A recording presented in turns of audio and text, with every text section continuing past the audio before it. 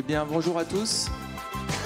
Merci de prendre place pour reprendre l'après-midi de ce World Forum avec une passionnante table ronde que j'ai le plaisir d'animer cet après-midi pendant 1h30. On aura une session de questions-réponses avec la salle, donc préparez vos questions. On est vraiment dans une dynamique d'échange cet après-midi sur les thèmes de la transformation sociétale, comment les émotions peuvent permettre de faire ces transformations grâce à la créativité, à la culture, au sport. Donc un thème passionnant. Moi je suis Florent Levavasseur, donc directeur Impact à Utopie. Utopie, c'est le cabinet pionnier sur les stratégies de développement durable créé en France il y a 30 ans. Donc on accompagne les entreprises et les organisations sur les sujets de stratégie RSE, d'impact. Et donc on ouvre des nouvelles voies aussi grâce à notre activité de think tank. Je suis aussi directeur fondateur d'un MBA spécialisé à l'EFAP Paris, donc l'école des nouveaux métiers de la communication. Et donc je suis ravi d'animer cette table ronde. Avec moi, donc on a 3 personnes dans cette salle et Anaïs qui est à distance. Je vais commencer par Raphaël. Raphaël, est-ce que tu peux te présenter rapidement? Oui, bien sûr. Bonjour à tous. Je suis Raphaël Accard, je suis directrice du développement économique du Palais de Tokyo. Le Palais de Tokyo est un centre d'art contemporain à Paris, le plus grand centre d'art contemporain d'Europe, qui a un modèle économique hybride avec 60% de ressources propres. Et j'ai la responsabilité avec mon équipe de gérer le lien à l'entreprise, les partenariats, la coopération avec le secteur privé pour développer les ressources propres. Et donc ça recouvre les mises à disposition d'espace, le volet événementiel, on fait 150 événements par an, et les mécénats et les partenariats. Merci. Marie-Aude. Bonjour à tous, donc moi je suis Marie-Aude de la galerie d'art Trifolium. On est une galerie à impact et c'était important pour nous de pouvoir faire bouger les lignes grâce à l'art, justement utiliser l'émotionnel que l'art procure pour justement vous interpeller sur des sujets sociétaux et environnementaux. Donc on a 2 secteurs d'activité qui sont donc la galerie d'art pour justement vous éveiller large public à certaines œuvres, à certains sujets, mais aussi organisateur d'événements à impact pour les entreprises, peut-être d'ailleurs votre entreprise. Et en fait, on s'installe dans des lieux comme aujourd'hui au World Forum, où justement autour d'un thème, eh bien, on vient faire venir des artistes et des œuvres qui vont justement traiter du thème sous différents angles. Merci. Thierry. Thierry, bonjour à tous. Alors j'ai l'immense plaisir et honneur d'être le directeur de cette maison et donc d'avoir le plaisir d'accueillir le World Forum cette année et pour longtemps. Donc ça c'est une de mes casquettes, mais je suis également directeur général de l'IRD, qui est un groupe de services financiers, puis j'en ai quelques autres. Et là j'interviens au titre d'une autre société que nous avons créée au cours de l'été qui s'appelle Side Invest, qui veut dire société d'investissement dans le domaine de l'entertainment. Et je vous expliquerai pourquoi, même pour un financier, la notion de l'émotion est un élément essentiel. Excellent, merci. Alors Anaïs, est-ce que si tu nous entends, tu peux te présenter rapidement?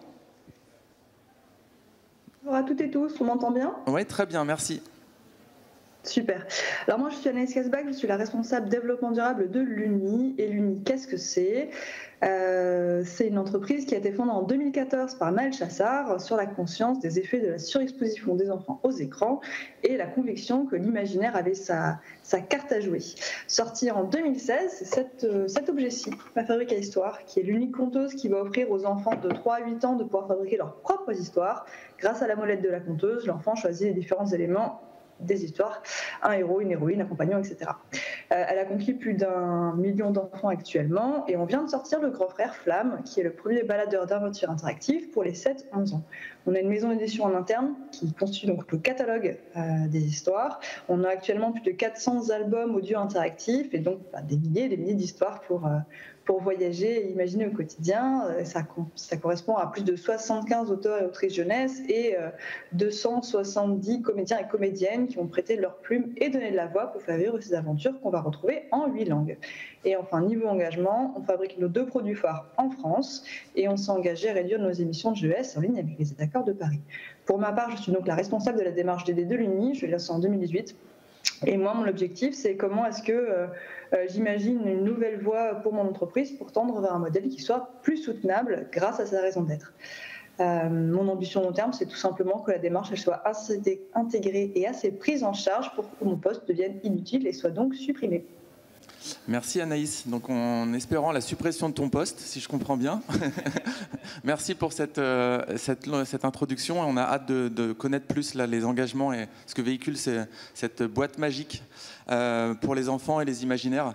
Peut-être avant de lancer les débats et la table ronde et vraiment d'échanger plus en avant avec les 4 participants, vous voyez qu'il y a une belle complémentarité entre leurs différents parcours. Là, ça promet vraiment une heure et demie assez riche de débats et d'échanges. Je voulais rappeler quelques petits thèmes avec des articles ou des tribunes qui sont parus dans ces dernières années et ces derniers mois, notamment Jérémy Lamry, que vous connaissez peut-être, qui a un concept des 4 compétences clés du 21e siècle, surtout pour être bien armé face à l'avalanche des machines et de l'intelligence artificielle. Mais c'est aussi, on s'en rend compte, des compétences qui sont incontournables pour la transition écologique. C'est les 4 C, la coopération, l'esprit critique, la communication et la créativité. Donc c'est vraiment les 4 compétences pour renforcer la singularité de l'homme, des hommes et des femmes dans ce nouveau monde. Et donc la créativité, on le voit, c'est vraiment un point essentiel de l'animation de nos actions dans le monde. Quand on parle de créativité, on parle aussi de jeu. C'est ce qu'a bien formulé le chercheur enseignant Olivier Cristofini dans une tribune au Monde cet été, où il explique que les émotions jouent le rôle majeur pour transformer les habitudes de consommation. Qu'est-ce qu'il a fait, Olivier ? Il s'est notamment appuyé sur un exemple qui a eu lieu à Roubaix en 2016 du défi zéro déchet sur la population. Peut-être que certains d'entre vous le connaissent. Et les expériences montrent que c'est par le jeu, en générant des émotions positives, voire négatives. Il a fait ce défi a été, on a emmené les personnes dans les ateliers d'incinération, etc. Par les émotions positives et négatives, ça engendre beaucoup plus puissamment un changement d'habitude. Vraiment, ça transforme les personnes parce qu'il y a beaucoup d'émotions qui se ressortent par rapport à un jeu. Donc il conclut, Olivier, dans une tribune très intéressante, que par le jeu, on transforme les choses beaucoup plus que par une action de communication qu'une mairie ferait en disant surtout baissez vos déchets, baissez vos déchets. Ça ancre pas les imaginaires, ça transforme pas les personnes. Donc la créativité, elle est vraiment essentielle pour transformer de manière rapide et efficace nos habitudes. Pourquoi je dis le mot rapide ? Parce qu'on n'arrête pas de dire urgence climatique, sociétale. Donc il faut changer nos manières de faire pour transformer rapidement notre manière de faire. Donc c'est rapide. Vous savez qu'il faut pour atteindre les accords de Paris, il faut réduire massivement les émissions. La seule année où on l'a fait, c'était pendant le Covid. Un trimestre d'activité économique en moins, ça nous a fait atteindre la trajectoire de Paris cette année-là. Donc il faut massivement réduire nos modes de consommation. Et donc la créativité, le jeu, permettent de le faire, et donc c'est un petit peu ce qu'on va creuser aujourd'hui comme débat. Avant de laisser la parole aux invités, je vais juste terminer par une institution qui s'y prête et qui est dans une stratégie de durabilité intéressante, et Raphaël va nous l'exposer tout à l'heure. C'est le Palais de Tokyo, dont le directeur vient de décrire le petit traité de permaculture institutionnelle. Donc sous ces 4 mots, c'est vraiment très intéressant tout ce qui trame comme changement sur l'institution. Et donc j'en cite un passage et il est accessible en ligne. Je vous invite vraiment à le lire parce qu'il est vraiment très dense. Sans craindre les utopies ni les échecs, il s'agit de faire en sorte que nos expositions ne soient pas qu'un pur plaisir réservé à certains, pas un simple supplément d'âme, mais des leviers de modification du réel, des manières de changer des vies avec nos moyens, c'est-à-dire des expériences sensorielles et inédites de formes et d'idées créées par des artistes. Autrement dit, modifier les affects et les imaginaires avec comme horizon, aujourd'hui plus que jamais, de changer d'horizon. Donc Raphaël, sur cette belle citation, est-ce que tu peux nous rappeler l'émergence du sujet au Palais de Tokyo et puis finalement ce que doit faire l'art contemporain dans cette transition? Oui, bien sûr. Alors, je vais rien apprendre à personne dans cette salle, je crois, en disant que l'art a à voir avec l'émotion. On a certainement tous fait la rencontre avec l'œuvre d'art ici, et que ce soit une œuvre plastique ou la danse, toutes les disciplines sont concernées. Et pour les arts plastiques, les rencontres et la mobilisation des émotions, vous les avez peut-être vécues au Palais de Tokyo, mais au Louvre. L'art est dépositaire, et depuis le début de l'histoire de l'art, d'un impact possible sur les consciences. Les artistes sollicitent nos émotions, nos affects, et en ça, l'art représente un levier sur le réel, un levier de modification du réel, un levier important pour apporter de nouveaux imaginaires. C'est ce que la présidente d'Utopie appelle, Elisabeth Laville, le brain print.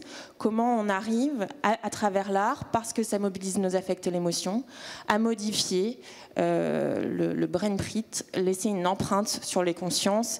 Et en ça, l'art peut apporter un changement, sa contribution à une transformation de la société. Alors d'une part, on a pu programmer au Palais de Tokyo des expositions avec des thématiques qui ont résonné avec les enjeux de transition et de durabilité. Très rapidement, le Palais de Tokyo, vous dire qu'on n'a pas de collection, on n'est pas un musée, c'est un centre d'art. Donc on participe à la mise en avant des artistes émergents et on les accompagne dans la production d'œuvres. À 40%, ce qu'on expose, c'est des œuvres qu'on a produites avec les artistes et on les a accompagnés dans le processus de création. Donc par exemple, sur ces thématiques de durabilité, on a pu proposer et programmer une exposition en 2021 qui s'est appelée « Réclamer la Terre ». Et on a réuni une quinzaine d'artistes internationaux en les mobilisant sur de la production d'œuvres d'art qui interrogeaient nos liens et nos connexions à la nature et au vivant. Donc ça, on le fait, on continue à le faire.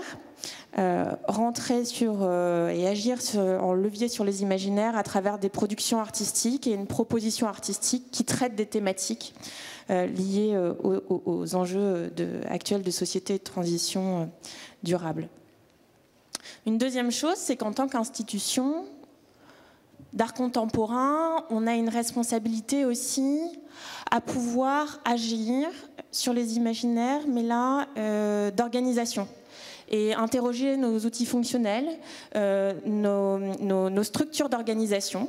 Et c'est en ça, effectivement, que notre président Guillaume Desanges a porté une vision très forte et qui irrigue tous les métiers du Palais de Tokyo, de permaculture institutionnelle. Pour vous donner quelques applications de cette permaculture institutionnelle, l'idée, c'est vraiment de s'inspirer de la permaculture agricole pour pouvoir prendre soin de nos espaces, de nos visiteurs, de nos artistes et du personnel du Palais de Tokyo. Par exemple, on traite de la thématique du zonage aujourd'hui au Palais de Tokyo. On est sorti de la logique un petit peu existante quand même dans l'art contemporain, d'un gigantisme, de l'aspect spectaculaire des installations, avec une réflexion qui est davantage aujourd'hui orientée vers un découpage de l'espace pour multiplier les pratiques et diversifier les usages. En application de ça, on a une friche aujourd'hui, on a 22 000 m² au Palais de Tokyo, on a une friche qui est un espace de repos, de travail, de réflexion, de partage offert aux artistes, sans aucune attente de résultat. Voilà. On travaille aussi sur la biodiversité, en métaphore filée toujours, la biodiversité des formes, accueillir d'autres disciplines, d'autres récits, s'ouvrir au maximum à la diversité des pratiques et des réflexions aujourd'hui. On travaille sur les notions d'écosystème, partager davantage avec les institutions partenaires, pas chercher la concurrence sur les sujets qu'on peut traiter et avoir le plus gros blockbuster, mais au contraire rentrer dans des pratiques de partage d'outils, de partage de production, et aussi, et on y reviendra, écosystème avec le secteur de l'entreprise sur les enjeux aussi de partenariat. Hyper intéressant, merci beaucoup. On voit tout ce qui se trame dans une institution pionnière comme ça. C'est vraiment hyper intéressant, ce retour au plus humain, plus proche, en testant des choses pour vraiment transformer l'expérience.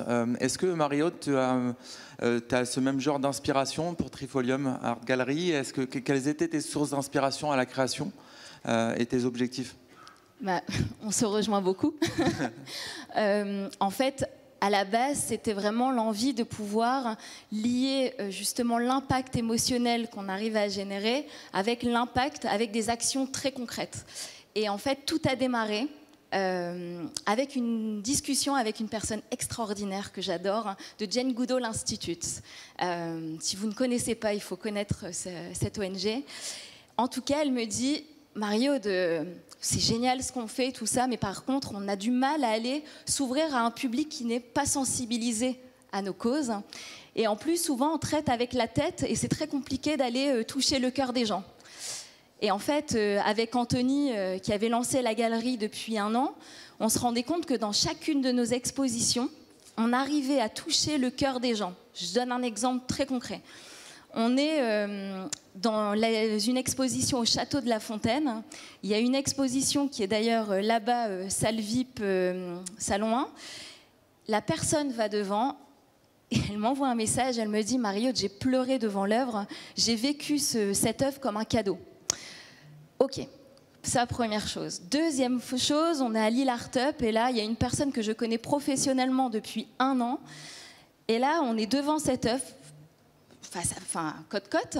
Et là, il ouvre son cœur et là, il commence à me parler de ses problèmes, de ses aspirations, de ses envies. Je me dis, waouh, l'art, c'est quand même vachement puissant parce que là, on arrive vraiment à ouvrir le cœur.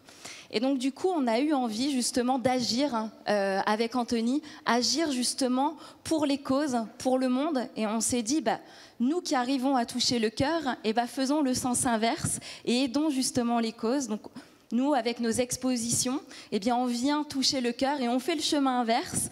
On remonte vers la tête avec justement des le saviez-vous, des petites anecdotes, des explications pour qu'à un moment vous puissiez un peu comprendre le message et puis pourquoi pas, si après vous avez envie qu'on puisse toucher les jambes parce que le but c'est aussi après pourquoi pas d'agir. Et ensuite, l'impact, on l'a fait avec des actions, je le disais au démarrage, parce que même si à un moment les acheteurs d'œuvres d'art n'ont pas envie d'agir, nous on va le faire. Et on va le faire avec les artistes. Donc à chaque fois, on fait certains dons, mais au-delà du don, on vient faire une action concrète. Donc à chaque fois, il y a l'œuvre et en face, vous savez combien de chimpanzés vous allez pouvoir sauver, combien d'écoles vont pouvoir être sensibilisées justement à la déforestation. Et en fait, ça, c'était hyper important pour nous de pouvoir justement impacter positivement. Et comme tu le disais justement, pas le côté culpabilisateur, mais vraiment le côté positif. Et en fait, on va pouvoir, par des petites actions, pour le coup, éveiller, pourquoi pas emmener le monde. Ouais, voir côté immersif aussi. On t'a pas parlé des méduses. Il faut que chacun d'entre vous dans la salle aille voir cette œuvre immersive qui est incroyable, à droite en sortant. Sur la pollution plastique et j'en dis pas plus, mais c'est vraiment hyper intéressant. On va passer à Anaïs. Est-ce que tu nous entends? Tu nous entends toujours, on te voit. Très bien, tout va bien. En fait, on trouvait intéressant d'avoir un parallèle. Là, on vient d'expliquer le rôle de l'art et des institutions. Est-ce qu'on peut revenir à l'échelle produit, entre guillemets, et l'impact de votre modèle économique, l'impact de votre modèle de produit sur les familles, les enfants?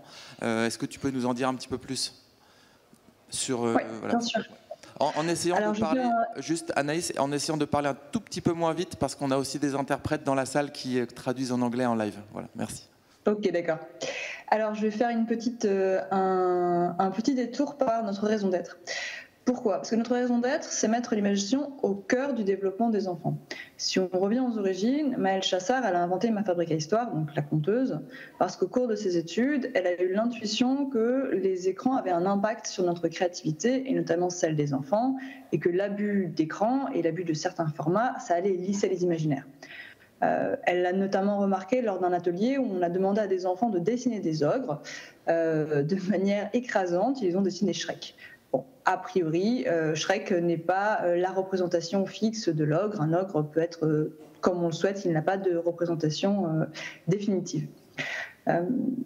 L'UNI, les 2 I, ce sont les imaginaires collectifs et individuels. Ces imaginaires, ils vont accompagner notre développement, ils vont les orienter. L'imaginaire, c'est ce qui transforme le normal en l'anormal et l'anormal en normal. C'est, pour voler la formule à Socialter, ce monde intérieur invisible qui va se déverser dans l'inconscient collectif de nos sociétés pour forger notre devenir commun. Aussi, notre capacité d'imagination, elle est fondamentale, notamment pour transformer notre modèle de société. Actuellement, on a des imaginaires qui nous offrent grosso modo deux futurs, un futur techno-futuriste et un futur post-apocalyptique. Comment est-ce qu'on peut porter un autre imaginaire de futur si on n'a pas de capacité d'imagination ? Or, chez l'UNI, on pense que la fiction, elle a toujours eu une très grande responsabilité. Qu'en rédigeant un roman, en scénarisant un film, l'ambition est souvent à la fois de raconter effectivement une histoire, mais aussi de transmettre un message, une idée qui va amener potentiellement à des actions concrètes. Et je vais encore citer quelqu'un, je vais citer Cyril Dion, qui disait que si l'histoire est le moteur du monde depuis toujours, il y a de fortes chances pour que le moteur principal qui permette de transformer les sociétés vers une transition durable soit de raconter des récits. Or, avec la fabrique à histoire, l'enfant il est acteur de son récit. Il ne le reçoit pas passivement, bien au contraire, sa capacité d'action elle est concrète sur la formation du dit récit grâce au système d'arborescence, en complément de l'action de l'imagination qui est portée par le récit en lui-même. Qui plus est, développer sa créativité, c'est aussi améliorer la résolution de problèmes, c'est la capacité d'abstraction, c'est la capacité de faire des liens entre les idées, bref, ce ne sont que des mécanismes qui sont essentiels à acquérir. En termes d'impact qui sont, à notre sens, en tout cas nécessaires en termes de transition, on va trouver aussi ce qu'on appelle la maîtrise du langage, de la langue. Que ce soit à travers la compréhension de la structure d'un récit, encore une fois le système d'arborescence, ou par l'enrichissement du vocabulaire, quel que soit l'environnement de l'enfant. Il y a eu un rapport qui est ressorti cet été sur le sujet et on a reparlé de ce qu'avait écrit le linguiste Alain Bentolila en 2013, c'est-à-dire qu'à l'entrée du cours préparatoire, entre les enfants qui ont le vocabulaire le plus pauvre et ceux qui ont le vocabulaire le mieux pourvu, il y a une moyenne, une différence de 2000 mots connus. C'est énorme. Parce que le verbe, c'est créateur, nommer, c'est représenter, et plus on a de mots pour le faire, plus la représentation elle va être précise. Merci. Le langage, ça sous-tend notre société. Pardon Anaïs, merci beaucoup, c'est vraiment passionnant. Est-ce que tu peux juste aller un tout petit peu moins vite parce que dans le son... Encore moins vite. Encore moins vite si tu peux. On a le temps, il nous reste une petite heure de table ronde, donc on peut profiter vraiment de toute la richesse de ce que tu nous dis un petit peu avec un ton un tout petit peu moins rapide. Merci. Ok, d'accord, je vais essayer. Alors, oui, donc je disais, le langage. Ça sous-tend notre société, ça sous-tend nos représentations de celle-ci. C'est donc extrêmement important d'avoir un langage varié et riche pour sa transformation. C'est quoi l'impact en fait sur un enfant et ses représentations quand il entend que le masculin l'emporte sur le féminin, en cours de grammaire par exemple, ou a fortiori sur notre société quand on a une éminente personnalité publique, il est clair que le masculin fait le neutre. Les langages, les mots sous-tendent notre représentation et donc la représentation autre que l'on peut en faire. Et nous, à notre petite échelle, on souhaite apporter une réponse à cet enjeu en proposant des histoires dès 3 ans, donc avant les premières lectures, qui, on le sait, sont source d'inégalités en fonction de son environnement. Des histoires où on ne va pas mégoter sur la richesse lexicale, des histoires qui sont animées de valeurs comme la diversité des cultures, des lieux, l'égalité des représentations, et qui vont aussi être porteuses de valeurs environnementales, le tout sans être moralisatrices également, comme on en parlait un petit peu plus tôt. Bon, alors, en plus, je parle très vite, mais c'est aussi très difficile d'être synthétique, je pense, quand on porte un projet avec du sens. Et je pense que mes co-intervenants sont d'accord. Donc, j'ai juste un point de plus à ajouter, parce qu'on pourrait en parler tellement longtemps de tout ce que procure la fiction, du développement de la curiosité, même du plaisir. On parlait d'émotion, le plaisir de s'évader par la fiction, le plaisir de découvrir d'autres univers. C'est extrêmement important et fondamental dans notre développement, et en particulier la découverte de la culture. On a créé un label il y a 2 ans maintenant qui s'appelle l'Uniloop, qui va justement, en tout cas qui a pour objectif de Anaïs, pardon, on n'a pas entendu le nom du label. L'Uniloop. L'Uniloop, ok. Ouais, comme l'Uni et Loop, L-O-O-P. Merci. Et donc, ce label, son objectif, c'est de sensibiliser à l'art et au patrimoine à travers plusieurs collections et donc de susciter l'émerveillement en créant un accès à ces lieux culturels dont on peut être éloigné d'un point de vue géographique ou culturel. C'est une collection qui va permettre à l'enfant, parce que donc c'est une collection qu'on peut écouter, pas forcément dans le musée, ça peut être écouté via notre catalogue, depuis la Fabrique à Histoire, depuis n'importe où. C'est une collection qui va permettre à l'enfant de se représenter des œuvres, des lieux, des figures artistiques et culturelles, et surtout de se les approprier. c'est aussi fournir des repères culturels pour toute la vie. Parce qu'à cet âge-là, on absorbe tout. Et ça va permettre donc à l'enfant en fait, de gagner en confiance en lui et de s'adapter, enfin, en tout cas on l'espère encore une fois, à de nombreuses situations et interlocuteurs. C'est aussi, encore une fois, on n'est pas tous... on n'a pas tous la chance d'être près de ces lieux culturels ou que ce soit tout simplement dans la culture familiale d'aller les visiter. Et donc le fait d'avoir ce type de contenu, ça va permettre à l'enfant d'apprivoiser ces lieux culturels et patrimoniaux. Au même titre que la bibliothèque ou l'école, ce sont des lieux qui sont incontournables, accueillants, qui devraient faire partie du quotidien et qui sont encore trop souvent considérés comme des lieux où on s'ennuie, on y va un petit peu forcé. Et donner accès à la culture avec ses histoires hors les murs, ça va permettre aussi la transmission de l'enfant aux parents et donc aussi donner aux parents de redécouvrir, de découvrir. Et j'ai pas besoin d'insister sur l'importance de l'art et les émotions que ça procure puisque Marie-Aude et Raphaël viennent d'en parler. Voilà, on pense que c'est fondamental effectivement de donner cet accès-là. Merci beaucoup Anaïs, on voit vraiment qu'on est au cœur du sujet là dans la créativité et les émotions pour le public. Merci Anaïs. On te retrouve tout à l'heure, dans quelques minutes. Est-ce que toi Thierry, de ton côté, parce qu'on t'a pas encore interrogé, est-ce que tu peux nous décrire un petit peu les activités que tu développes à travers tes différentes casquettes sur ce sujet de la transformation sociétale et du rôle de la créativité ? Et de l'émotion. Et de l'émotion. Je vais essayer de ne pas parler vite, promis. Voilà, on parle lentement. Ça vous va ? C'est pas trop mal. Bon. On a du temps. Voilà. On a 1 heure. Ouais. Donc, tu aurais pu me poser une question plus provocatrice. C'est quoi le rapport entre la finance, le business, entreprise et cité et l'émotion ? Juste, ça peut être provocateur et pourtant c'est une question que vous seriez en droit de me poser. La finance, ça paraît très carré, c'est des chiffres, etc. Le business, c'est faire du business, vendre des trucs. Entreprise-cité, c'est une plateforme de services aux entreprises qui ne fait pas que du business, je vous rassure, mais qui est également largement impliquée sur le monde entrepreneurial. C'est même son rôle d'accompagner tout ça. Et ben moi, je pense que l'émotion, c'est le moteur du changement. Et comme nous, notre vocation au titre d'entreprise-cité, c'est de faire en sorte qu'il puisse y avoir une transformation des entreprises, du territoire, des modes de consommation, des modes d'entrepreneuriat, des modes de gouvernance, des modes d'organisation de l'entreprise, on ne peut pas avancer si on n'a pas l'émotion. Et ça, j'en suis absolument convaincu. Je vais vous raconter une anecdote. Hier soir, c'est récent, hein, j'étais hier soir membre d'un jury, qui est un jury qui remettait des prix à des start-up. Les 2 start-up qui ont gagné sont les start-up, et j'exagère pas, il y a des super projets techniques, mais vraiment techniquement pile poil, financièrement bien carrés, etc. Les 2 projets qui ont gagné sont les 2 projets pour lesquels les personnes qui sont venues sur scène ont pitché avec émotion. Il y avait dedans une dame qui parlait de problématiques respiratoires et qui avait avancé, tu parlais de jeu, qui avait avancé, c'est toi qui parlais de jeu, pardon, tout à l'heure, qui avait avancé en permettant aux gens de réapprendre à respirer avec une flûte, en se disant, les exercices respiratoires, globalement, quand on est en clinique, on les fait, quand on est chez soi, on les fait plus. Mais par contre, si vous avez un jeu, si vous avez quelque chose de ludique, vous les faites parce que ça vous amuse.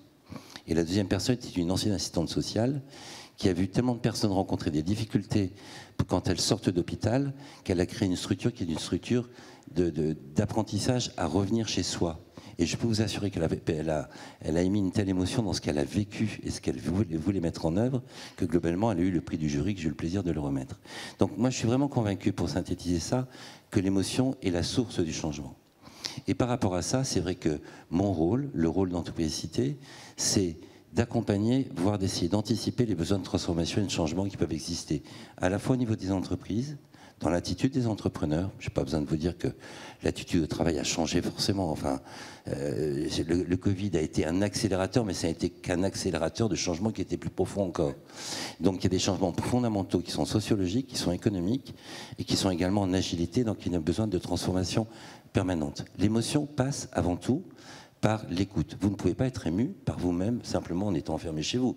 Vous êtes dans une salle noire, ok, je viens, vous êtes bien, etc. Mais c'est pas de l'émotion, c'est de la plénitude. Vous avez ça comme vous voulez, pardon. Mais l'émotion se passe par un échange avec un environnement, un échange avec des personnes, un échange avec des images, en voyant des photos, et en écoutant de la musique. C'est ça l'émotion. C'est un événement extérieur qui vous procure cette émotion-là.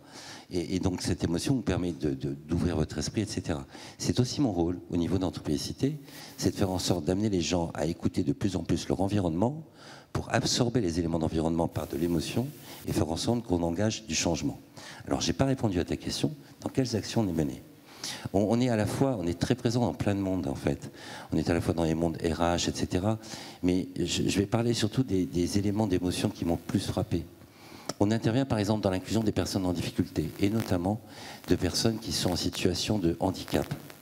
Vous n'imaginez pas, on a d'ailleurs demain une journée qui s'appelle le DOD, je crois que c'est demain de mémoire, on va accueillir des personnes ici même. Le plaisir que vous avez, et que nous avons, de pouvoir rencontrer des gens, de passer une journée avec eux, ils nous écoutent, ils sont contents d'être avec nous, et franchement, ils nous donnent une émotion qui est absolument phénoménale. Donc ça, c'est un point. Mais au-delà de ça, moi, j'assisterai également sur le fait que j'ai la chance, dans mon métier, dans un de mes métiers, pardon, d'accompagner beaucoup de start-up, vraiment beaucoup de start-up, qui sont, on parlait d'environnement, on parlait de sociétal, je vais vous dire 80% d'entre elles aujourd'hui, vous allez à Euratechnologie, à la Pleine Image, à Rubica, où vous voulez, c'est des gens qui sont RSE natifs. La RSE, c'est inscrit dans leur gène. Hein. On va parler de raison d'être. Moi, la raison d'être d'entreprise citée, c'est agir pour les réussites plurielles de l'entreprise et du territoire. Donc, vous voyez, on est pleinement engagé dans cette démarche-là, en considérant qu'on doit être des acteurs, que la réussite, elle n'est jamais exclusive. C'est pas que financier, c'est pas que business, c'est aussi une réussite environnementale. Pourquoi? Tout simplement parce qu'un business qui dégrade l'humanité, il y a un moment, il n'existera plus, de toute façon. Donc, je vais être prosaïque. Je vais dire simplement que c'est même l'intérêt du business de faire de l'environnement. Hein, comme ça, on va être clair. Mais au-delà des convictions qui sont plus profondes que ça. Mais ce qui est clair, en revanche, c'est qu'on doit vraiment accompagner toutes ces transformations. Et quand je rencontre pas des business angels, des start-upers, dans tous ces mondes-là, je peux vous assurer que globalement, le pitch de 5 minutes qu'ils me font réussit s'ils ont fait passer leur émotion, parce qu'ils ont pu faire comprendre non pas que leur projet est exclusivement un projet financier, exclusivement un projet technique, exclusivement un projet d'innovation technique ou autre, ou d'usage, je ne sais pas, mais parce que ça s'accompagne d'une envie de vraiment faire passer un message au tiers. Et pourquoi? Je vais vous dire pourquoi, tout simplement. Parce que les clients de ces sociétés-là, ça sera moi. J'ai pas envie d'acheter un type qui me fait la gueule, quoi.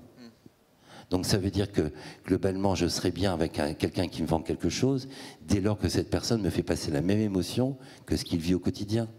Donc le business, je reviens sur ce que je vous ai dit, le business est dépendant de l'émotion, la finance est dépendante de l'émotion, ça paraît bizarre, mais oui, moi je suis un financier à la base, mais croyez-moi, j'ai un cœur comme tout le monde, et donc le changement est dépendant de l'émotion, et l'émotion est source du changement et moteur du changement. Et on retombe aussi sur nos pieds là, sur les compétences clés hein, pour les humains et les étudiants à développer, hein, les compétences de communication, de créativité et d'esprit critique qui sont aussi intéressantes. Je peux aborder un sujet par rapport à ça, mais excusez-moi, je prends la parole. J'aborderai le sujet du management des hommes. Il y a plein d'écoles de management, on vous apprend des règles, etc., comment organiser une réunion, c'est très carré, etc. Moi, ce que je sais simplement, vraiment, et ici je manage à peu près 300 personnes, j'ai eu des équipes un peu plus grandes encore par le passé. Ce que je sais simplement, c'est qu'un manager qui ne sait pas écouter, qui ne sait pas exprimer ses émotions positives et négatives, et à un moment de dire ça va pas, je comprends pas, enfin bref, s'exprimer tout simplement, il y a un moment, il y a une rupture entre le management et les collaborateurs. Et s'il n'y a pas ça, s'il y a cette rupture, on n'avance plus.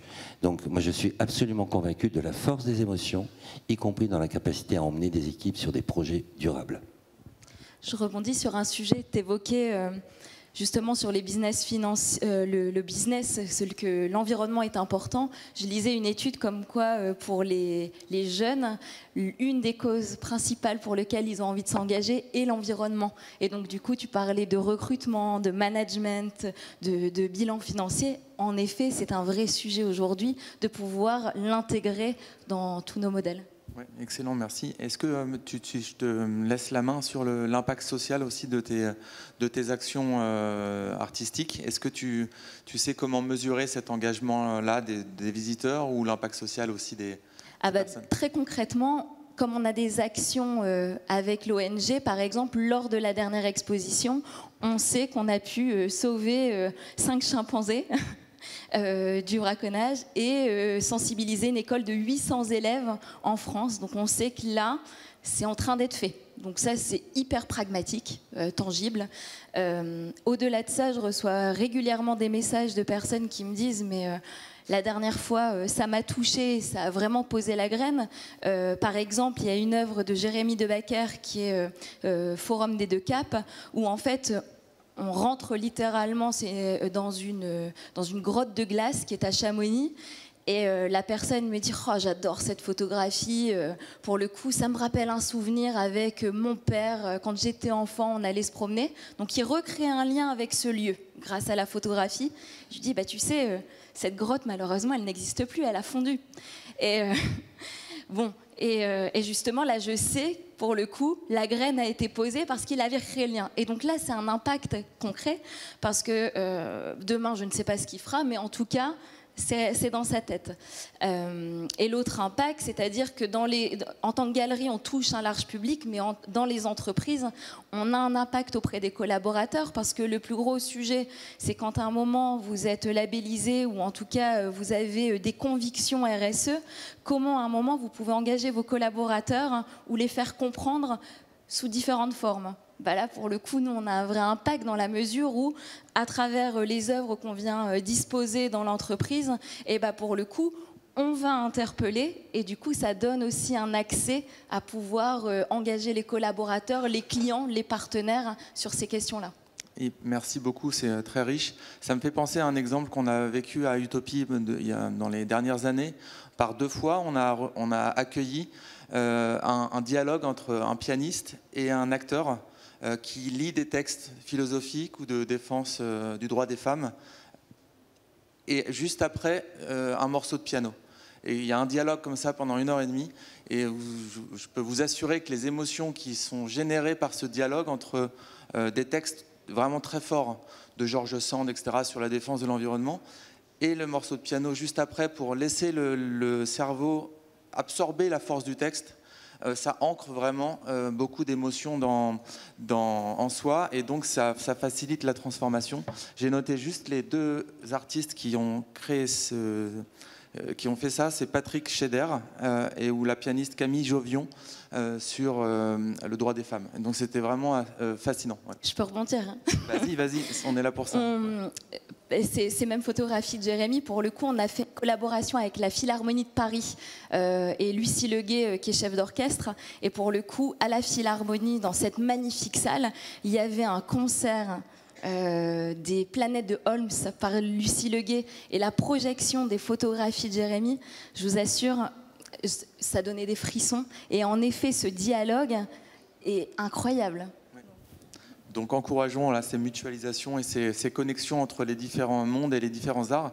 Je passe la balle à Raphaël sur le palais durable. Je trouverais intéressant que tu nous décrives un petit peu plus tout ce qu'a généré cette stratégie, ces actions de palais durable, et connecter un petit peu à ce qu'on vient de dire, si tu veux.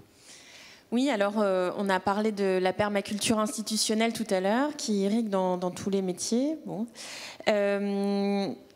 C'est un vrai impact sur le brain print. On a aussi la notion de footprint à traiter dans l'art contemporain. On fait partie du problème.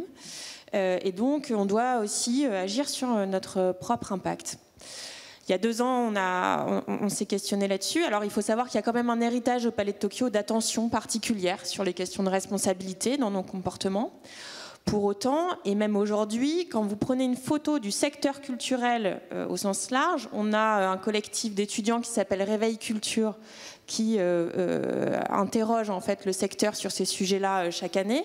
Aujourd'hui, vous avez 80% des personnes du secteur culturel qui ne sont pas formées aux enjeux RSE, et vous avez la moitié des personnes du secteur culturel qui ne savent pas ce que représente la RSE. Donc on est vraiment un secteur pas mature du tout, très en retard sur le sujet. Donc on s'est dit, nous, pour s'engager dans cette transition durable, il y a de l'envie, il y a de la compétence, mais l'expertise, elle est du côté du secteur privé. Et les entreprises, on l'a dit, avec un business model qui fonctionne à 60% sur ses ressources propres, l'entreprise est notre complice depuis toujours au Palais. Dans cette logique d'écosystème, et pour sortir des notions de mécénat avec un simple logo sur une affiche et une soirée champagne, on a souhaité s'associer aux entreprises pour entamer notre transition durable au Palais de Tokyo.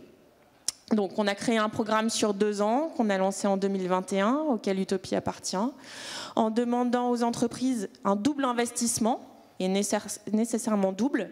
D'abord en numéraire, pour nous accompagner sur le développement de notre brainprint, ce qu'on sait faire, le travail avec les artistes, la mise en valeur de ce qu'on a évoqué tout à l'heure, du levier sur les imaginaires, et de façon nécessaire de venir nous accompagner avec les collaborateurs, on parlait du fait de fédérer les collaborateurs tout à l'heure, avec les collaborateurs et l'expertise de l'entreprise sur une transformation du palais.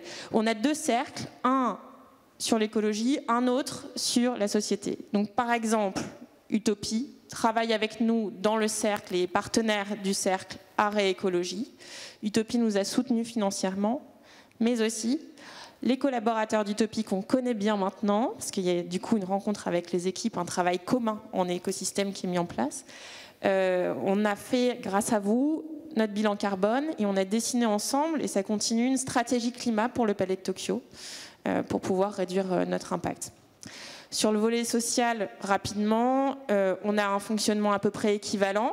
On a des entreprises qui aujourd'hui sont en lien avec certaines typologies de public, et nous, on souhaite s'adresser à un public le plus large possible.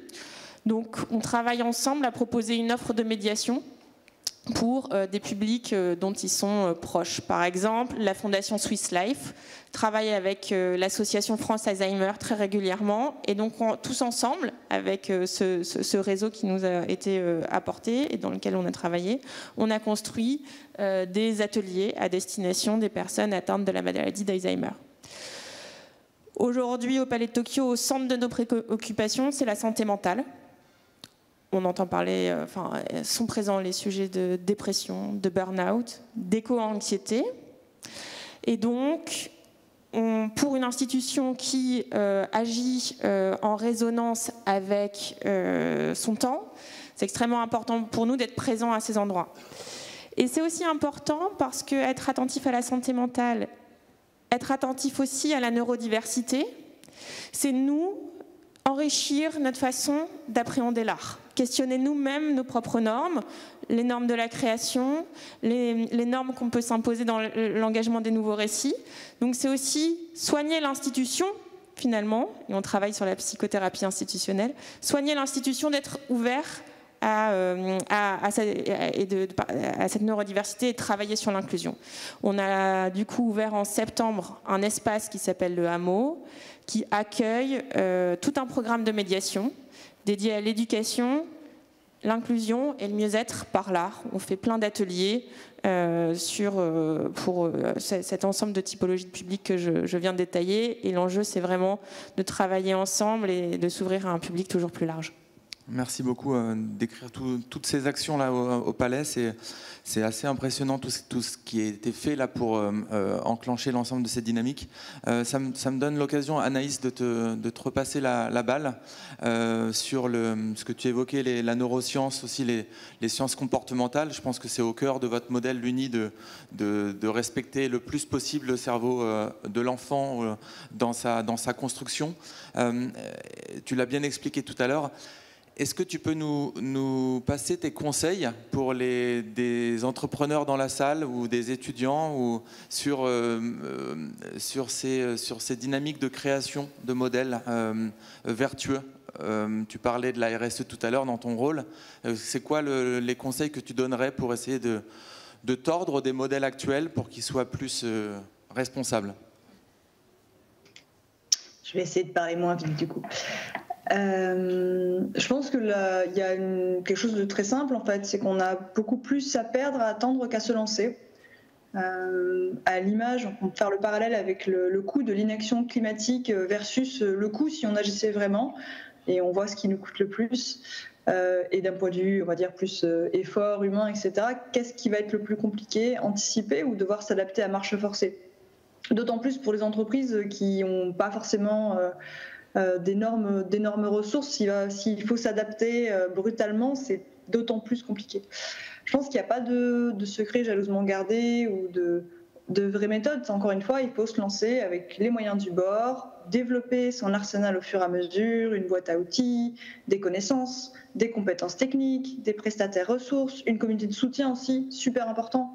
d'avoir d'autres partenaires, des pairs avec qui en parler, parce que ce sont des démarches qui sont parfois un petit peu lourdes. Tu parlais au tout départ de l'urgence, de la rapidité. On est parfois un peu coincé entre cette vision de l'urgence et l'inertie de nos modèles et de nos modes de fonctionnement. Et ce que je trouve extrêmement important, j'en ai parlé déjà lors du point précédent, et je crois aussi que Thierry en a parlé également, c'est de bien connaître sa raison d'être. Pas forcément une raison d'être loi pacte d'ailleurs, hein, mais bien connaître sa raison d'être, sa proposition de valeur, bien comprendre à quoi on sert, c'est quoi notre utilité, à quel besoin on répond, parce que savoir tout ça, c'est aussi légitimer sa pérennité. Surtout dans un modèle comme le vôtre qui apparaît entre guillemets low-tech, c'est-à-dire dans un monde de surécran, de machines très évoluées, vous revenez à des basiques, de laisser justement la liberté à l'enfant de choisir et sans écran de manière très affirmée. Donc, est-ce que tu pourrais nous décrire comment vous arrivez à vous faire une place justement dans ce monde suréquipé en écran par votre proposition de valeur? Ça peut être très inspirant dans cette mouvance low-tech qui a du mal à s'imposer alors qu'elle est extrêmement nécessaire puisqu'il faut tendre vers une sobriété d'usage et de consommation. Tout à fait. Et bah, du coup, j'ai 2 anecdotes pour ça. Et c'est drôle que tu en parles parce que justement, quand les fondateurs ont proposé le projet, donc en 2013, on était vraiment dans un monde du tout écran. C'était, on développait des applications et en fait, quand ils ont proposé leur projet, on leur a dit mais pourquoi vous voulez faire un objet physique? Faites une application, enfin. Et vraiment, ils rencontraient beaucoup d'incompréhension sur l'intérêt de leur produit et pourquoi le faire. Encore une fois, aucun intérêt, il y a des écrans, etc. Alors que l'intuition même était que le fait d'être sur du monoformat, de ne pas diversifier les formats, ça avait des impacts sur notre développement, sur encore une fois l'imaginaire, etc. Et on a déjà parlé de son importance avant ça. Et ce qui est amusant, c'est que du coup, ils ont suivi leur intuition, entre autres parce qu'ils ont gagné un prix à Futur en Sciences, je crois.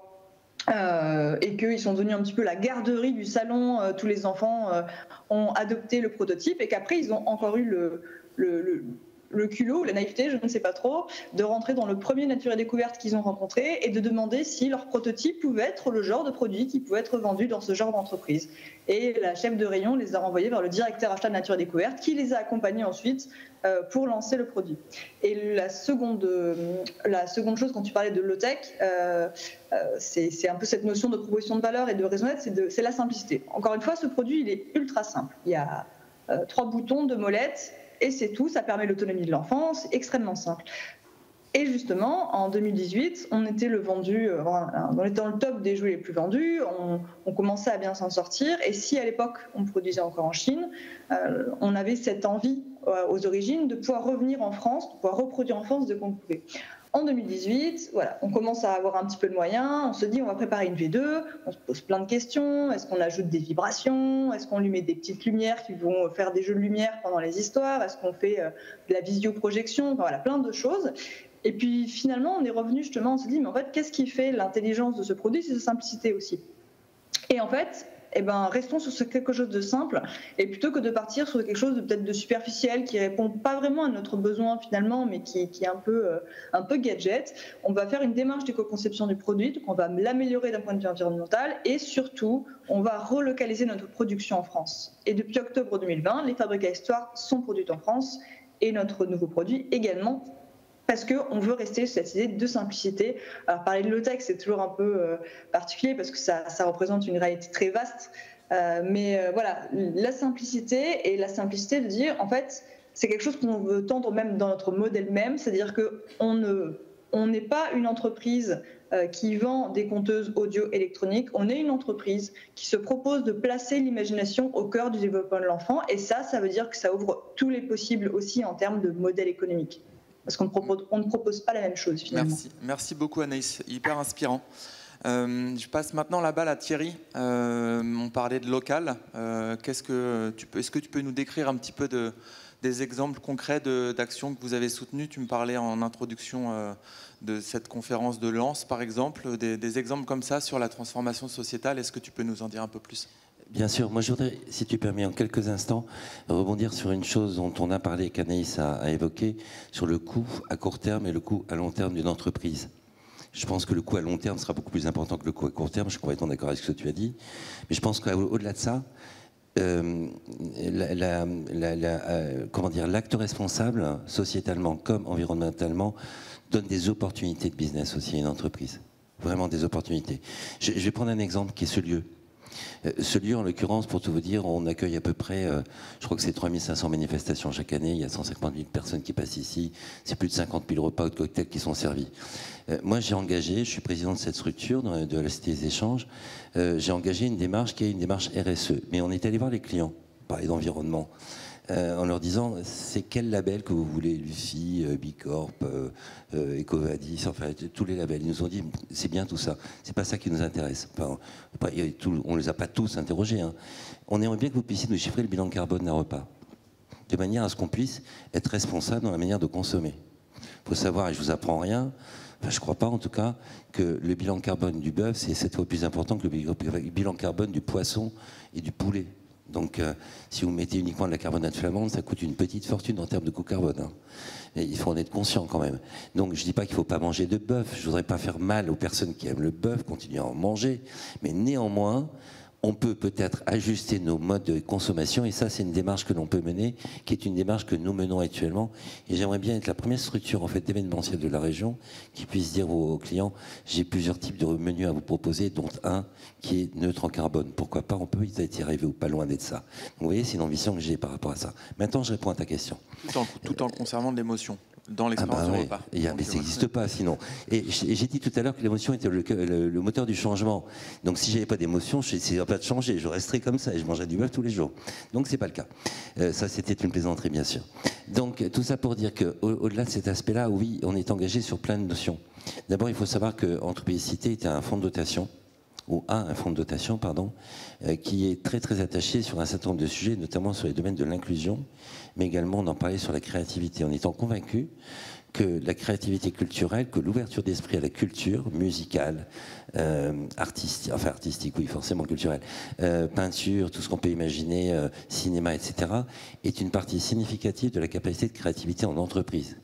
Si vous fermez à ces éléments-là, si vous ne les avez plus, je suis désolé, vous serez enfermé dans un carcan qui est votre business, vous n'arriverez plus à avancer, à changer et à voir autre chose que ce que vous faites tous les jours et vous finirez un jour par vous planter. Donc ce qu'on a aidé, par exemple, c'est à la création d'une structure qui est à la Cato, qui s'appelle l'Hangar Créatif et qui mixe l'entrepreneuriat par les étudiants et la volonté de créativité, puisque vous avez des lieux qui sont des lieux où on fait de la musique, des lieux où on fait même de la couture, d'après ce que je peux savoir, j'y suis allé à plusieurs reprises, également de la peinture, etc.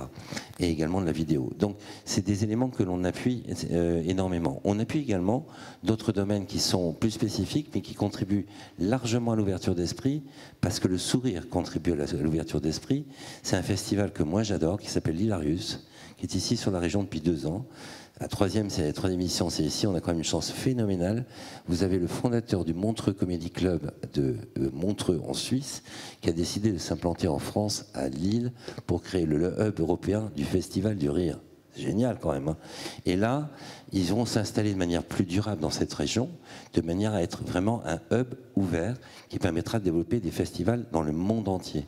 Et moi, je suis absolument convaincu, que la capacité à rire, et d'ailleurs on a créé avec Yann Orpin, qui n'est pas là, mais qui est le président du MEDEF métropolitain, ce qu'on a appelé un club à faire rire, parce qu'il faut sortir de temps en temps son business, rire un bon coup, et je vous assure, on est nettement mieux pour créer après et lancer de nouvelles initiatives. Donc vous voyez encore une initiative qu'on a lancée, que l'on accompagne. Donc ça, c'est vraiment des choses. J'aimerais revenir sur un point, sur un moment d'émotion qu'on a pu vivre et qu'on a accompagné, et le fait que l'émotion peut bouleverser pas mal de choses. Il y a quelques années de ça, il y a eu un truc qui s'appelle le Covid, et on a une séance ici qui s'appelle le Comité Grand Lille. Et lors de ce Comité Grand Lille, il y a le vice-président de l'Université de Lille qui est intervenu et qui a fait un appel aux entrepreneurs qui l'écoutaient, non pas présentiel, mais en visio. Ils ont dit, écoutez, j'ai un souci, je voudrais vous en parler. Et je vois Émilie qui est là. Je pense que c'est à Schema, tu as le même sujet, ou tu as eu le même sujet à l'époque. Moi, je recevais, il racontait, un jour, j'ai appelé un étudiant, écoute, tu te fiches de moi. Quand je t'ai demandé un rapport, tu me fais un rapport. J'ai l'impression que c'est des SMS, ces trucs. Il a réagi et l'étudiant lui a répondu, écoutez, je ne peux pas faire autrement, j'ai pas d'ordinateur, j'ai pas d'internet. Et on a lancé un truc. Alors pourquoi je vous dis ça? Parce que ça a tellement ému les personnes présentes que globalement on a lancé un truc qui était unique. C'est qu'on a fait en sorte de rassembler une douzaine, je vois Céline, c'était combien? 12 associations, fondations? Colin Kerr. Fondations. 8 fondations qui se sont regroupées pour lancer un programme qui s'appelle Colin Kerr, qui a financé 37 associations justement pour aider des personnes comme ça. Comme quoi, c'était une grande première, hein, des fondations qui se mettent ensemble pour un projet en commun. Si vous en avez un autre exemple, je n'en connais pas.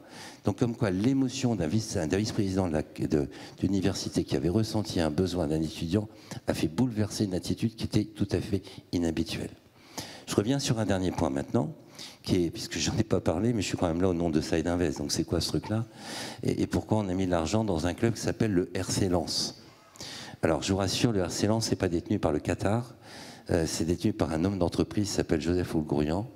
Alors pourquoi on y est allé et pourquoi c'est en rapport avec cette discussion?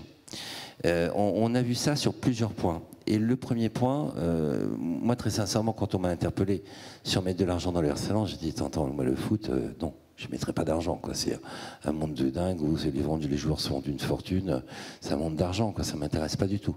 Quel est le sens de tout ça? Puis après, j'ai été convaincu parce que j'ai rencontré des personnes qui m'ont décrit un club qui a créé une fondation d'abord qui permet l'inclusion de personnes en difficulté.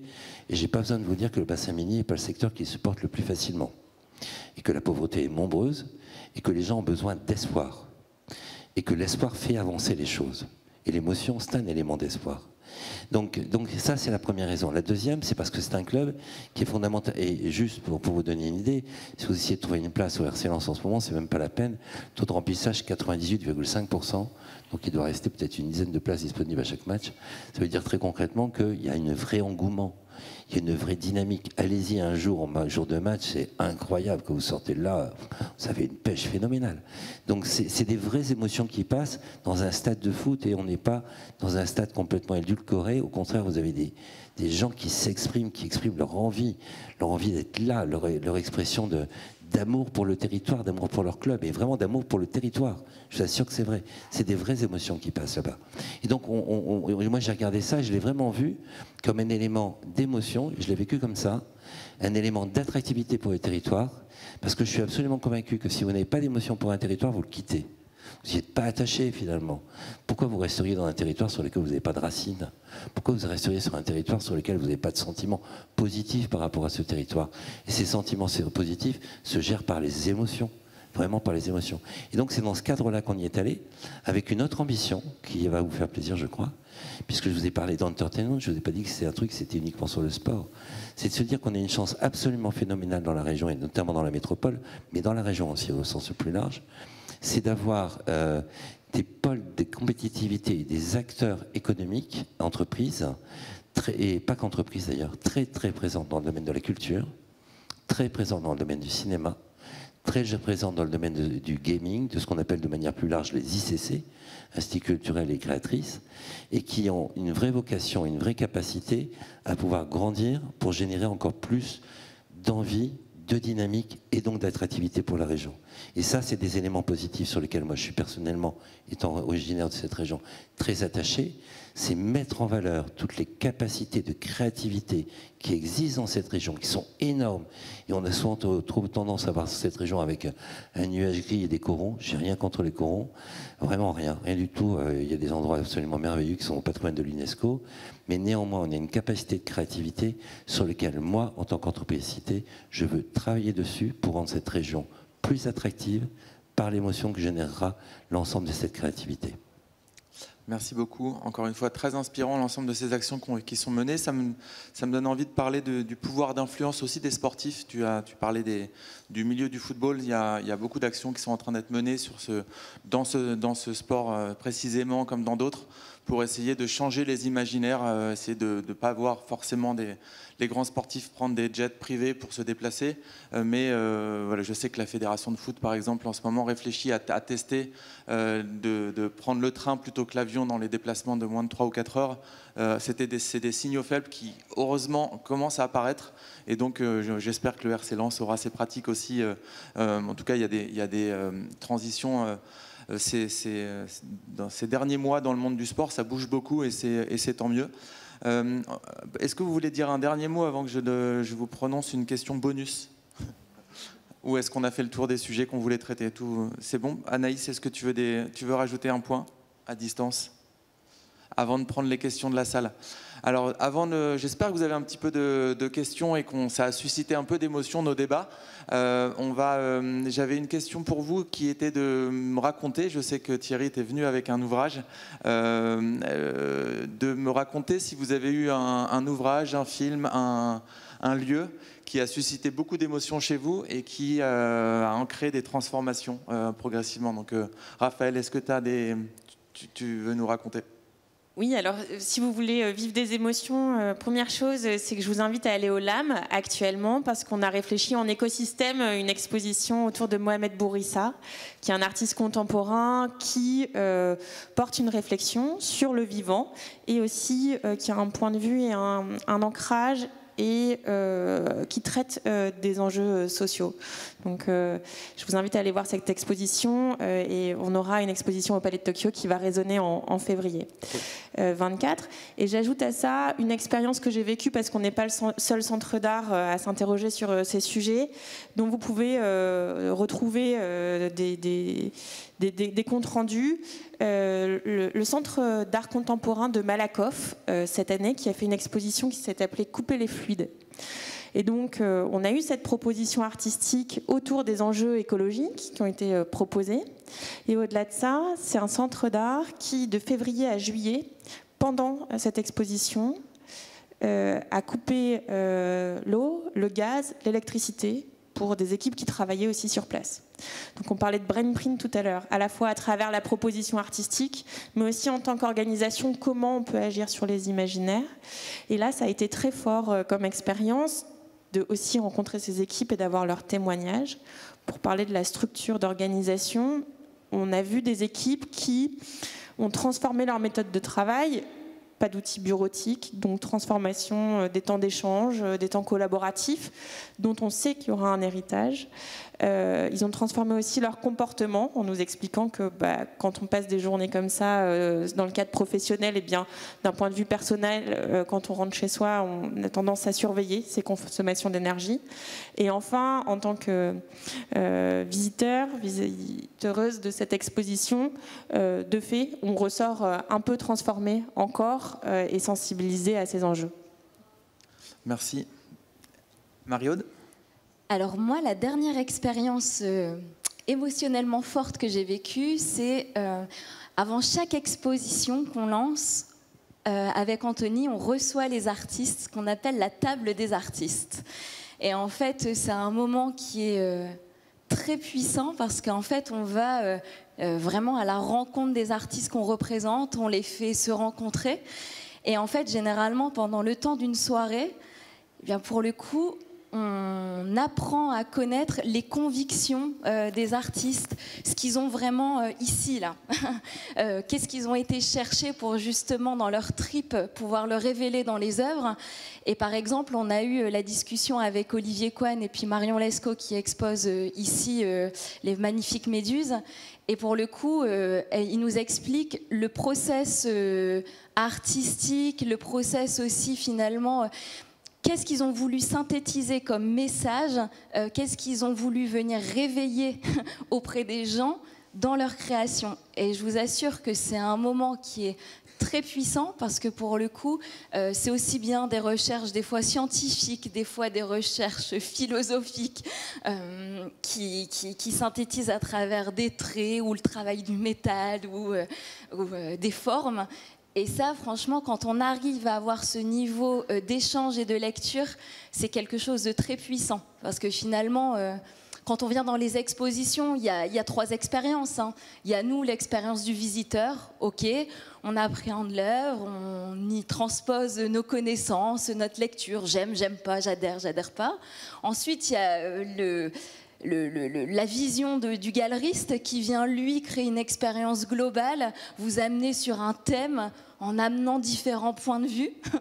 Et puis après, on a aussi l'expérience avec l'artiste qui, lui, vient encore vous amener d'autres points de vue et d'autres niveaux de lecture. Et pour le coup, ça, c'est quand on arrive justement à avoir ces 3 niveaux, franchement, ça vaut le coup d'être vécu. Merci beaucoup pour ce témoignage. Thierry, est-ce que tu veux commenter ton ouvrage? Oui, je vais prendre 2 cas, tu permets? Un moment et puis un livre. Le moment, c'est, je vais faire sourire Lucie qui est dans la salle, parce que je l'ai raconté 50 fois cette histoire, mais pas à vous. Pas encore en tout cas. J'ai eu la chance d'accompagner un petit jeune dans le cadre d'Arélie Émergence. Je ne sais pas si vous connaissez Arélie Émergence. C'est une association qui accompagne des jeunes qui sont en situation financière moins aisée que d'autres, plutôt de milieu un peu défavorisé. Je ne vous ai pas parlé de couleur de peau, hein. Je vous parle de milieu défavorisé. Et qui ont fait des belles études et qui veulent faire des études supérieures, sauf qu'ils n'ont pas les codes. Ils n'ont pas les codes. Et donc, quand ils sortent de Tourcoing, premier ou deuxième d'une classe, ils vont se retrouver à FEDER, mais globalement, ils décrochent. Enfin, un certain nombre d'entre eux. Et un jour, on m'a donné l'opportunité d'accompagner un jeune comme ça. J'ai passé 1h30, j'ai pas le temps, mais j'ai passé 1h30 avec lui à parler de la notion d'échec. Et 1 an et demi plus tard, il m'a appelé, il me dit, écoute Thierry, merci beaucoup. J'avais rien fait, j'ai juste passé un peu de temps avec lui. J'aimerais bien te présenter mes parents. C'est le plus beau moment qu'on m'ait proposé. Vraiment. Vraiment. C'est que je lui avais apporté un truc, pour moi rien. C'était un peu de temps, simplement. Sauf que lui, ça lui a permis de rebondir. Et pour information, il est ingénieur en chef aujourd'hui au Pérou pour le compte de grandes sociétés mondiales. Donc, et puis le livre, c'est un livre qui, moi, m'a beaucoup ému. Est-ce que vous connaissez René Rivest? Non? Alors, si vous avez l'occasion, c'est pas très long à lire. Je touche aucun droit d'auteur, hein, je vous le dis. Ça s'appelle Renard. Renard. Et je vais vous lire simplement ce qui est écrit au dos de ce livre, d'accord? Cette fable s'adresse aux adultes, aux gestionnaires d'équipe, aux couples, aux communautés migrantes, ainsi qu'aux personnes qui les soutiennent. En fait, elle s'adresse à tous ceux et celles qui cherchent à vivre en cohérence avec leur identité profonde, au-delà des programmations provenant de notre éducation et de notre culture. Ce courage d'être soi nous permet de vivre en harmonie, non seulement avec nous-mêmes, mais aussi avec les autres. Vous mettez 2 heures, je vous jure, vous passerez un moment merveilleux. Donc je vous le conseille. René Rivest, Renard. J'ai pas droit d'auteur. Merci Thierry du conseil. Anaïs, est-ce que tu as un ouvrage, un moment clé à nous partager? Et après on passe aux questions de la salle. Oui, je vais moi aussi tricher de manière éhontée. L'ouvrage que je recommanderais, ça fait un petit moment qu'il est sorti et que je l'ai lu, mais pour moi c'est vraiment un livre qui, au-delà de son environnement un petit peu angoissant, pose de vraies questions sur notre rapport aux choses. C'est Dans la forêt de Jean Egland. Je le prononce sûrement certainement très mal, mais pour ceux et celles qui ne connaissent pas, qui raconte comme un récit tout à fait normal, sans vraiment parler de comment c'est arrivé ou pourquoi, parle de 2 sœurs qui vivent dans une forêt alors que le monde s'est effondré partout autour. Et je l'ai trouvé surtout très intéressant dans la relation de la complexification de nos vies actuelles, en fait, de tous ces intermédiaires entre nous et je sais pas, et de la nourriture, nous et la vie de manière plus générale. Et donc le lien avec ça, le moment où les vidéos ou les photos qui m'ont un peu bouleversée ces derniers temps, c'est entre autres les vidéos et les photos autour de la grève de la faim et presque de la soif qui ont lieu autour de la 69. Voilà, j'ai trouvé ça assez bouleversant, l'engagement des personnes qui sont montées dans ces arbres. Voilà, c'est tout. Merci pour ton témoignage. Alors, moi, j'avais un moment clé qui m'a marqué, qui est la visite de mes enfants à Bruxelles dans une salle d'escalade ce week-end, avec les émotions les étoiles dans les yeux, où une église désaffectée a été transformée en énorme mur d'escalade jusqu'à 20 mètres de haut. Et les images sont fantastiques. Il y a juste ce genre de projet 1 fois ou 2 par pays en Europe. Et je trouve que ça devrait tellement démultiplier ce genre d'initiative pour mettre le sport, la culture, l'art au centre des villes et faire rêver nos enfants dans les espaces publics. Donc c'était mon petit bonus. On va passer aux questions de la salle. Alors je vois qu'il y a plein de mains qui se lèvent, c'est génial. C'est parti, je vais prendre les questions. Allez-y.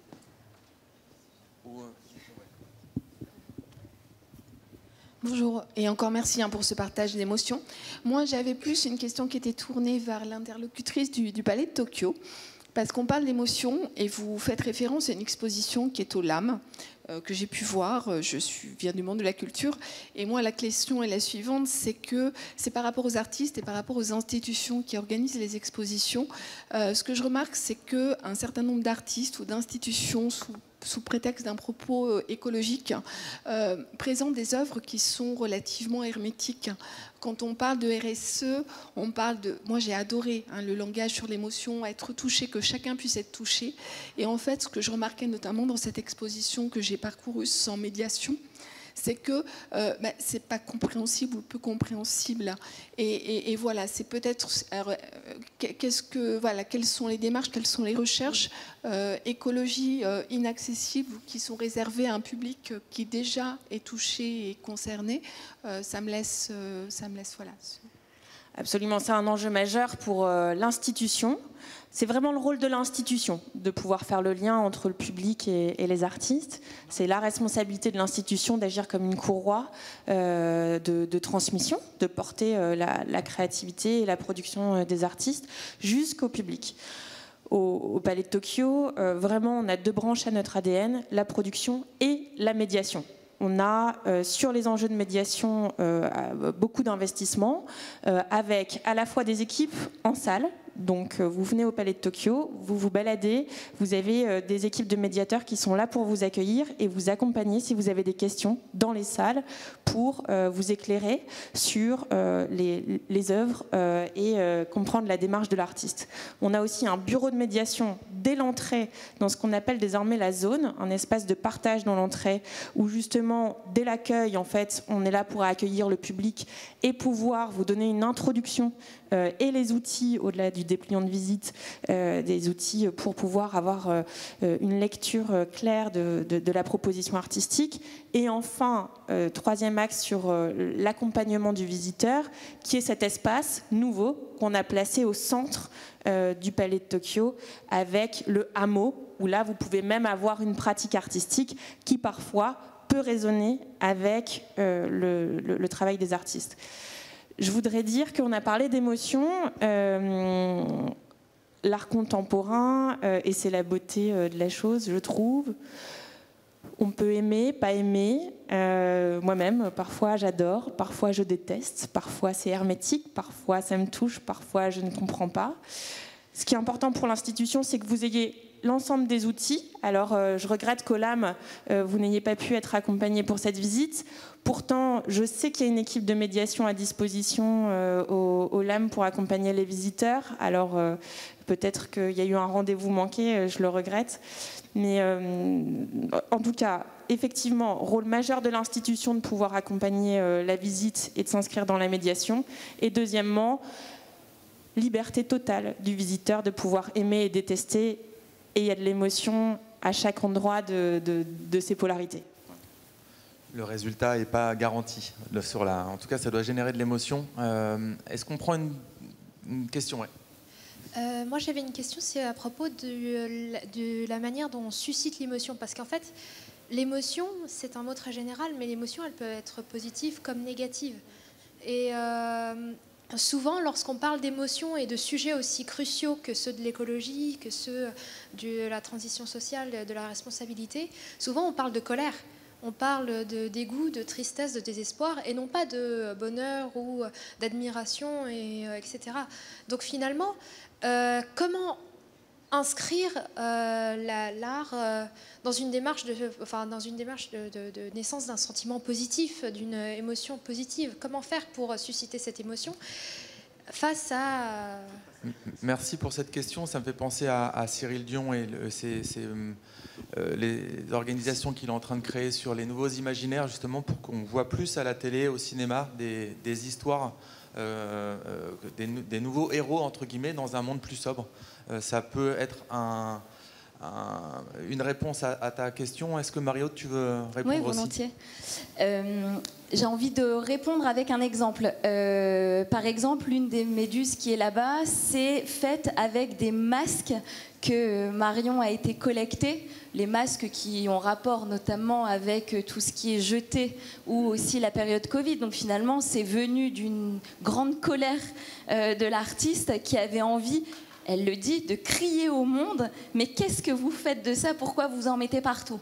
Et plutôt que le crier, et ben pour le coup, elle a réfléchi à comment transformer ça de manière belle, de manière poétique, et finalement, elle en a fait avec une collaboration des Méduses, où finalement vous rentrez, et même limite vous rentrez, c'est un cube où vraiment vous avez l'impression de rentrer dans l'océan, c'est le rêve, c'est la poésie, c'est le côté, l'imaginaire, là on parlait, donc ça devient beau, alors qu'au fond le message est venu d'un cri du cœur.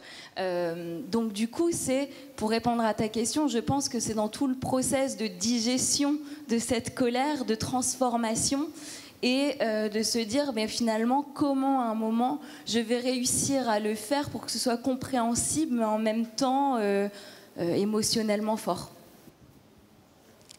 Question, oui, monsieur. Et pour répondre aussi à ce que vous demandiez, en fait, il faudrait que l'artiste nous embarque dans la communauté à faire de l'action et à passer à l'action. Et c'est un petit peu ce qui manque souvent, c'est la prolongation de l'aspect digital pour justement créer communauté d'engagement. Si on arrive à faire ça, et c'est un petit peu ce que l'on retrouve dans le sport, où il y a vraiment une communauté autour du sport, autour de Lens, etc. Mais il faut qu'on le prolonge. Il faut qu'on le prolonge dans la durée. Il faut qu'on le prolonge par des actions. Et là, à ce moment-là, même une colère, même des choses qui sont vues comme négatives, sont metteurs en mouvement. Et en mouvement positif. Merci pour cette remarque. Donc ça incite à augmenter les heures ou les journées d'art autour de nous, dans nos vies. Est-ce que vous avez... Monsieur au premier rang. Est-ce que je peux prendre la parole également? Oui, allez-y. Merci. Pardonnez-moi, monsieur. Bon. Chacun son tour, mais oui. On ne vous oubliera pas, monsieur. La colère, j'ai deux choses à vous dire. Une émotion personnelle et puis un prolongement sur la colère. Je pense que la colère, elle a des sources pour chacun qui peuvent être très variables. Elles sont des sources personnelles ou des sources d'un ressenti au regard d'une émotion qu'on vient de nous faire éprouver. Ça, c'est le point de départ. L'expression de la colère est fonction de la maîtrise de chacun et des choix qu'il prend pour l'exprimer. Et là, effectivement, l'art peut entrer en ligne de compte. Maintenant, l'expérience que je voulais vous partager, Thierry tout à l'heure a cité un livre, je vais faire de même. Je suis comme Thierry un homme de chiffres, de finances, de modèles économiques. Je passe ma vie à regarder des humains pour savoir s'ils sont à la hauteur de leur ambition et leur être de ce qu'ils prétendent vouloir faire. C'est bien ça, Thierry. Eh bien, cet été, j'ai eu une émotion en lisant un livre qui avait quelques mois déjà et qui est d'un monsieur que tout le monde va connaître, qui est profondément biculturel et qui a écrit un livre qui s'appelle « Un long chemin pour m'unir au chant français » et c'est François Cheng. De mon point de vue, quand on a également lu par exemple 5 méditations sur la beauté du même auteur, on voit ce qu'est l'intime avec la culture, l'intime avec l'art sous toutes ses formes. Voilà, c'est tout ce que je voulais vous dire. Et véritablement, il y a une façon de le restituer. Alors, on a une interlocutrice qui est à distance et qui parlait d'écrit tout à l'heure. Effectivement, les 5 sens sont nécessaires à l'expression, à la vie, à l'être, à la présence aux choses et aux autres. Voilà, c'est tout ce que je voulais vous dire. Merci beaucoup pour votre intervention. Monsieur ? Merci. Je me présente, Paul. Je suis chef d'entreprise dans le Saint-Quentinois.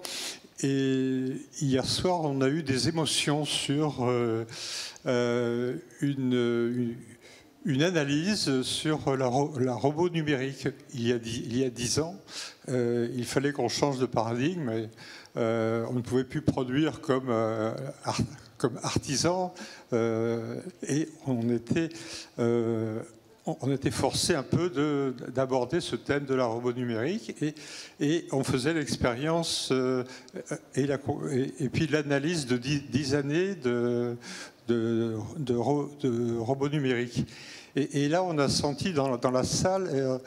Alors, on fêtait un événement, c'est parce que toutes les structures industrielles avaient été modifiées et on faisait le bilan de ces 10 ans. Et là, dans la salle, il y avait une fierté, et cette fierté, c'était de de l'émotion. Voilà, c'est ça que je voulais vous dire. Hein. Merci. Okay. Merci beaucoup pour ce témoignage. Alors en fait, l'émotion, on a été fiers d'une réussite. Voilà, c'est ça. Ok. Merci beaucoup. Est-ce que vous avez des questions complémentaires par rapport à ce qui a été dit par Anaïs à distance ou les participants ici? Oui, au fond, monsieur. Le temps que le micro arrive jusqu'à vous.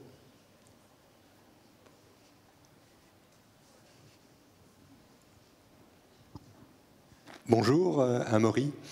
Question pour nos amis des musées, de l'art. Est-ce que le sujet justement de l'environnement et de l'écologie est un sujet que les artistes veulent aborder spontanément et ils viennent vers vous avec cette envie et ce sujet à l'esprit, ou est-ce que c'est plutôt vous qui leur demandez, ou enfin voilà, ma question c'est est-ce que ce sujet qui nous occupe tous aujourd'hui, vous le retrouvez dans les préoccupations et ce qui fait vibrer les artistes avec qui vous êtes en relation? Alors je vais déjà répondre pour ma part et après je te laisserai prendre la parole. En tout cas, nous, en tant que galerie, c'est important d'avoir des œuvres de qualité. Et donc, une des choses principales qui nous tient à cœur, c'est justement de ne pas impulser des idées aux artistes, parce que, comme on le disait, qu'est-ce qui va créer l'émotionnel? C'est quand ça vient du cœur, ça vient de la mission, on parlait. Et donc, si à un moment, on biaise cette mission et que ça ne vient pas finalement des tripes, il y a beaucoup moins de choses qui passent. Donc, nous, on choisit en fonction du thème, donc si c'est l'écologie, si c'est l'inclusion, si c'est autre chose, les artistes qui correspondent. Et en effet, il y a de plus en plus d'artistes qui se posent cette question-là, et notamment sur leur process de production. Donc, on a pas mal de réflexions là-dessus avec eux, notamment pour aller jusqu'au bout de la chaîne, de comment ils peuvent mieux produire, quels matériaux ils peuvent peut-être changer, ou alors quel est l'impact, comment ils peuvent baisser leur impact finalement dans leur production, ou finalement si à un moment ils ont un impact, quelle autre action positive on peut faire pour un peu équilibrer les choses. Et on voit que ça devient de plus en plus prégnant dans la tête des gens. Oui, peut-être pour compléter, effectivement, il y a un intérêt des artistes qui est présent pour les sujets écologiques, dans la mesure où les artistes travaillent et réfléchissent sur les récits, des nouveaux récits, et notamment des récits pour demain. Nous, on a programmé cette exposition qu'on a mentionnée tout à l'heure, Réclamer la Terre, qui a réuni une quinzaine d'artistes sur le sujet du vivant. Après, on ne passe pas commande. Donc, d'abord, on ne traite pas exclusivement de ces sujets-là, parce que les nouveaux récits est pensé de manière écologique. On pense que c'est aussi élargir à d'autres sujets. En ce moment, par exemple, vous avez une exposition au Palais de Tokyo qui s'appelle « Hors de la nuit des normes », hors de l'énorme ennui, qui traite du sujet de l'amour, des fluidités, des façons d'être à l'autre aujourd'hui. Et on a ici des nouveaux récits qui sont exploités aussi, et je pense que c'est un sujet écologiquement aussi très important. Donc on n'est pas que sur les sujets du vivant. Ensuite, on ne passe pas commande aux artistes, mais on a un vivier d'artistes qui s'intéressent de fait à ces sujets-là, forcément qu'on essaie d'accompagner au mieux. Et pour finir, on a, dans le cadre du programme de mécénat Palais durable, par exemple, avec une entreprise proposée de la formation aux artistes, parce qu'un grand nombre aussi est en demande sur l'éco-conception. Donc on sait, là par exemple, sur les techniques d'éco-conception, on a beaucoup d'artistes qui s'interrogent sur la façon dont ils peuvent avoir une production qui est plus responsable. Et là par exemple, on essaie d'avoir des éléments de réponse et de proposer une formation avec cette entreprise sur ce sujet. Est-ce qu'on prend une question ou deux? Merci. Monsieur, tout à droite. Merci beaucoup de faire voyager ce micro à la vitesse de la lumière. Bonjour à tous. Alors la question est ouverte à qui veut répondre. Moi j'ai cofondé une entreprise là, en début d'année dans l'IT. Je suis convaincu de l'émotion, de l'impact nécessaire dans les fondamentaux de l'entreprise, que ce soit d'ailleurs par conviction ou nécessité business comme le disait Thierry. Ma question elle est hyper ouverte, c'est l'émotion, comment vous pouvez la voir, vous, dans vos entreprises ou chez vos clients, etc., dans l'étape d'une entreprise. C'est-à-dire, moi, je réfléchis ma boîte comme, voilà, on a le sourcing, on a l'onboarding de nos collaborateurs, on a la fidélisation de nos collaborateurs, on a nos parties prenantes, etc. Et à quel moment, selon vous, dans vos expériences ou de ce que vous voyez, quels sont des exemples que vous pouvez voir dans les étapes d'entreprise où la culture, l'émotion peut rentrer en compte, qui pourrait, moi, clairement, là, m'inspirer ou me donner des idées? Thierry ou Anaïs, peut-être? Thierry, vas-y. Oui, moi je veux bien. Alors vas-y, Anaïs d'abord. Vas-y, Anaïs. En fait, c'est peut-être bête ce que je veux dire, mais tout le temps. Enfin, une entreprise, pour que l'émotion vous prenne pour vouloir la lancer, il va falloir de l'émotion pour embarquer vos collaborateurs et collaborer avec vous. Quand vous sortez votre premier produit, ou en tout cas votre première réalisation, je pense qu'il y a de l'émotion. Enfin, il n'y a pas de moment clé pour l'émotion. L'émotion, elle est partout. Et j'irai plus loin, je pense que l'émotion, elle est à la fois porteuse de sens et porteuse de pérennité. Si votre projet ne vous fait plus rien, si votre entreprise ne vous procure aucune émotion, il faut arrêter.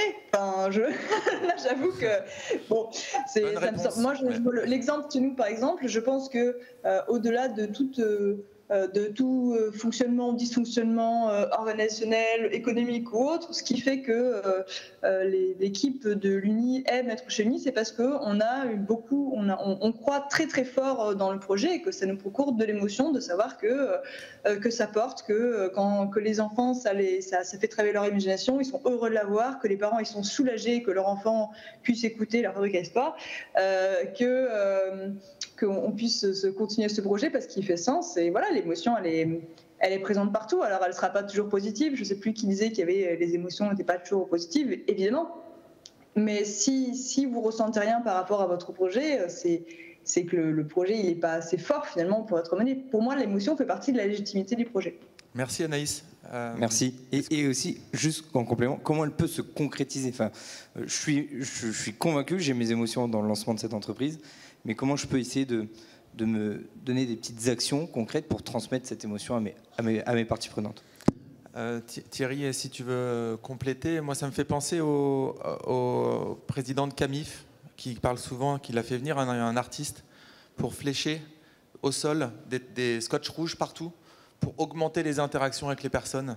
Il disait qu'ils ne se parlaient pas assez les gens dans l'entreprise et donc l'artiste est venu à observer le cheminement de la fonction RH, des finances, etc. Et l'artiste a créé des chemins rouges qui menaient partout.